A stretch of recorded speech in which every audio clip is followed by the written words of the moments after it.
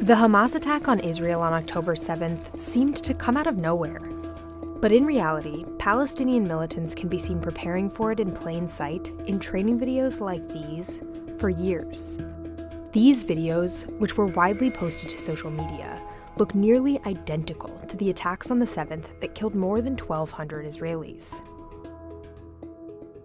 Since December of 2020, a loose coalition of Palestinian militant groups led by Hamas, called the Joint Room, posted videos to Telegram of their annual training exercises. The Journal reviewed hundreds of posts and had military experts analyze them. They show participants blowing up border fences, raiding military bases, taking hostages, and traveling in convoys of white pickup trucks.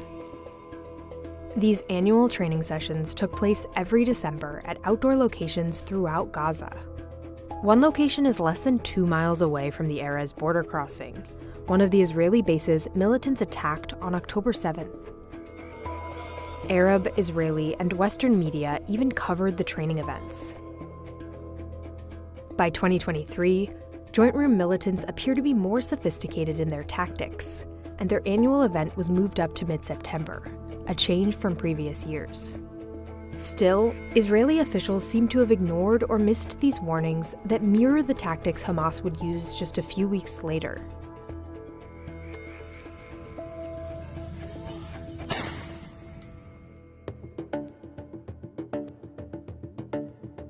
Perhaps the most sophisticated aspect of the October 7th attacks was Hamas's ability to breach the Israeli border fence. It's a tactic they had been honing for years and flaunting on social media. In 2020 training footage posted to Telegram, we see members of the Joint Room Coalition using remote devices to blow up buildings. In the following years, they practiced this same skill, now with gates and concrete barriers like those seen on October 7th.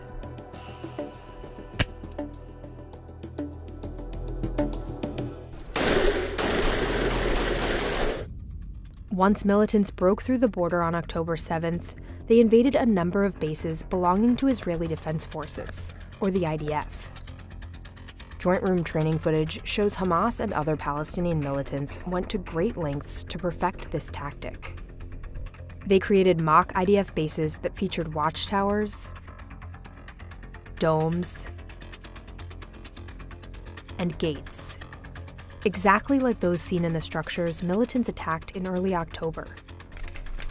In footage from the 7th, we can see a militant throw an explosive into an IDF base along the border.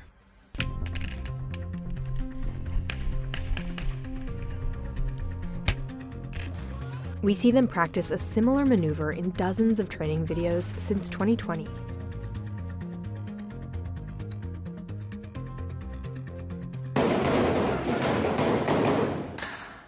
On October 7th, militants divided into teams, taking cover like this as they seized bases. It's another tactic they drilled over several years. Analysts who watched this footage say that from 2020 to 2023, training participants gradually look more coordinated, evolving into SWAT-like teams that move and shoot like military infantry, much like we saw on October 7th.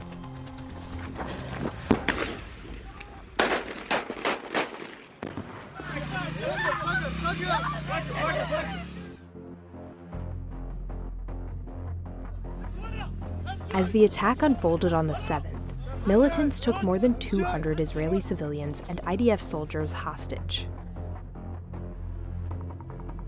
Here, at the 2020 Joint Room event, participants simulate seizing an Israeli soldier from a tank. The same tactic is repeated in 2021 exercises. And by 2022, it evolves into a group hostage-taking scenario.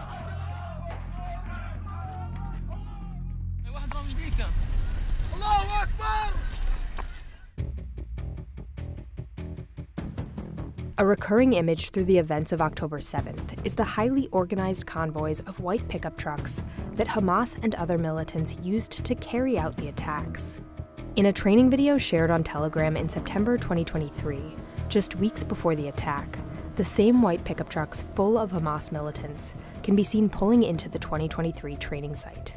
And this September 10th Telegram post describes Joint Room leadership touring observation points along the border wall. The same pickup trucks are seen shuttling the entourage in photos of the inspection. When asked whether Israel took any measures to guard against the tactics seen in these videos and posts, the IDF said it is focused on eliminating the threat from Hamas and will look into such questions at a later stage. Despite these examples and the warnings they may have offered, Israeli officials failed to ward off what led to the deadliest attacks in the country's history.